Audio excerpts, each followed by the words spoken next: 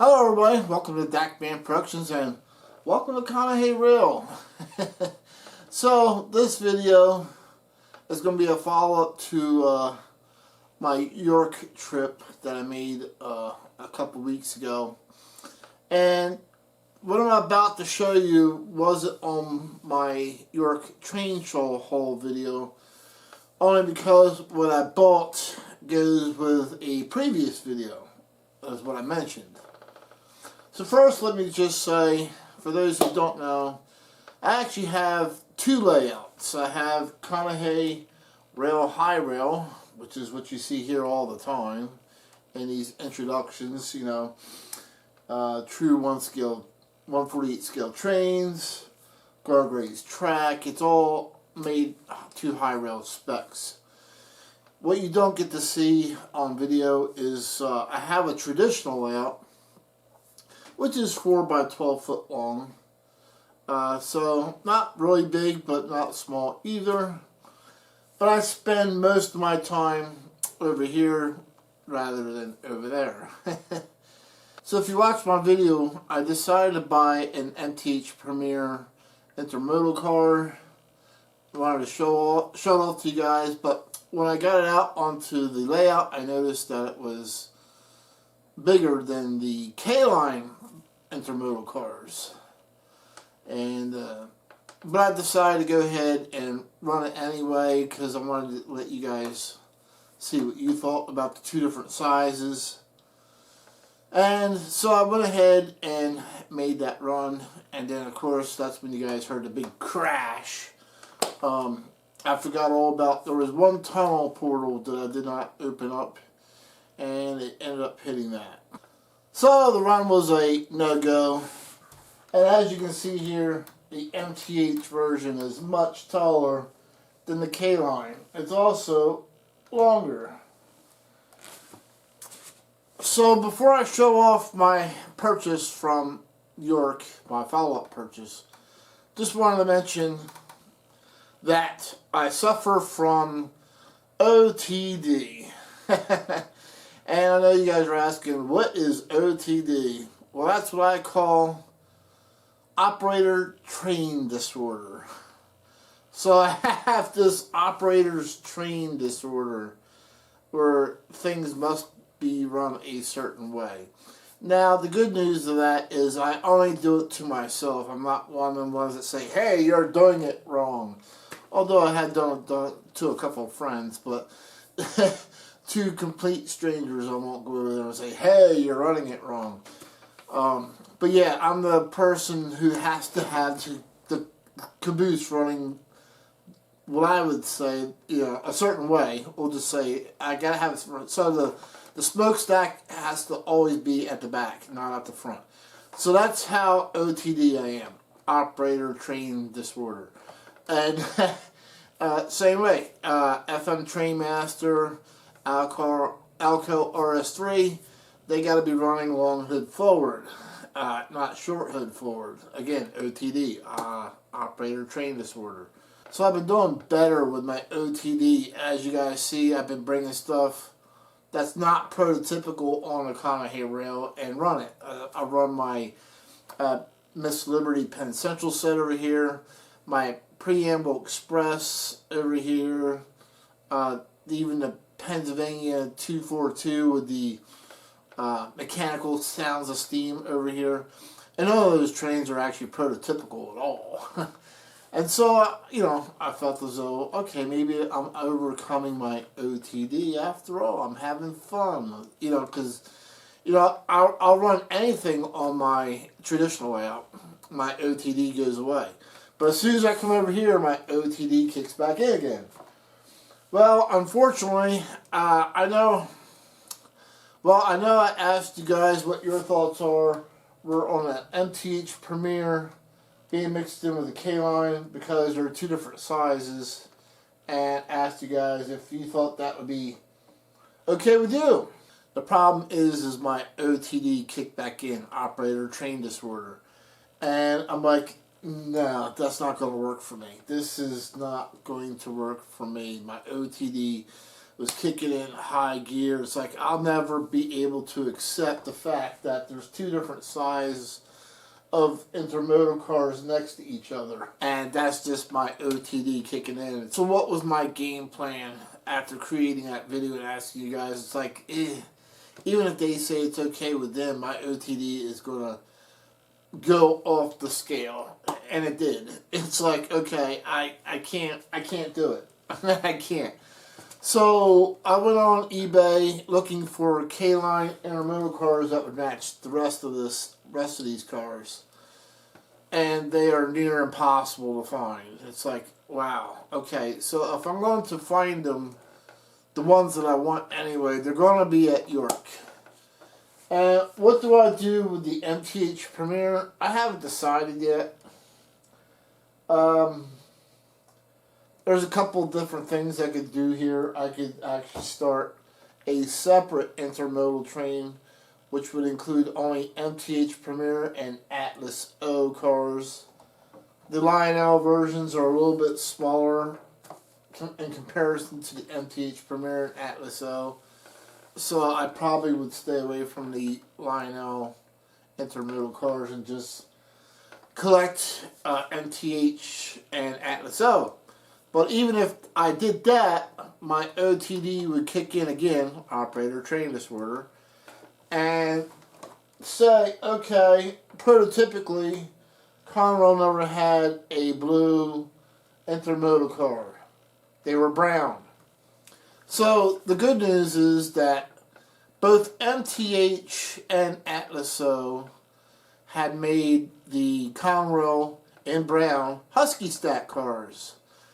Again, they're very rare, they're hard to find, and I'm going to pay a premium for them if I wanted to start off creating a prototypical intermodal train.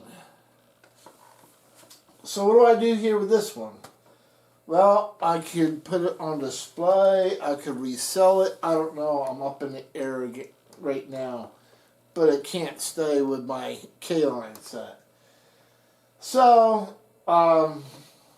basically, we're going to take this back out of the train, this MTH intermodal car, and I'll have to ponder what I'm going to do next.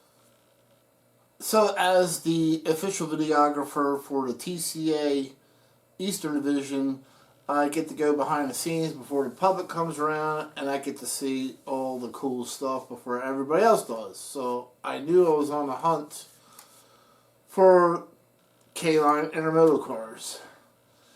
And I finally stopped by a booth that had two that I really wanted, and that was Grzyzbowski's.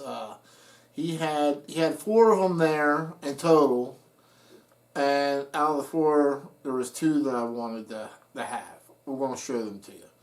So first we have this TTX K-line intermodal car, the old school TTX logo, and with the these cool containers. So I bought that from Grzyzbowski's. He also had the CSX intermodal car with the Conrail Mercury containers. I'm like, yeah, that's mine. That's definitely, that would fit this Conrail safety set perfect.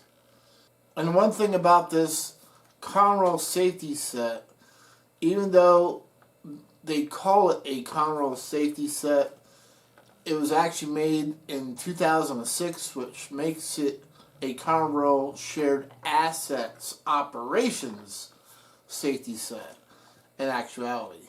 Because Conrail, as we know it originally, the original Conrail ended in 1999, but continued on as Conrail shared asset operations after the fact. The Conrail shared asset operations does not own locomotives. They have all lease equipment. The only thing that you will see that still says or has the Conrail name on it is their MOW equipment. But anyway, let's get these out of the box. and we'll get them on the train. And we'll make a run without a crash, hopefully this time, because they're all going to be the same size. And my OTD, or operator train disorder, won't be kicking into overdrive as I'm running it. So let's get these on the track and have fun watching them run. So a little bit of a background reminder. Lionel actually produced the Conrail Safety Award set using the K-line tooling, which is why I went looking for K-line Intermodal cars. So even though the Conrail Safety Award set was packaged in orange Lionel boxes, all of it is basically was produced using the K-line tooling. The locomotive from the Conrail Safety Award set is full conventional with no sounds.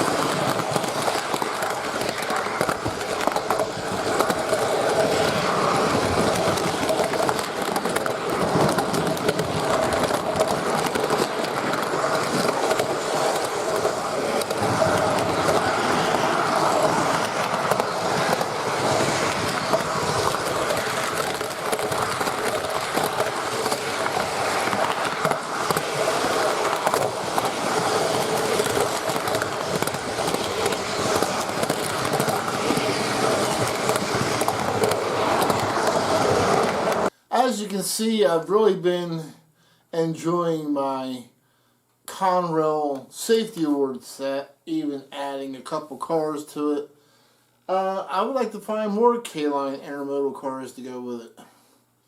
And I like to see it become a 10-car set.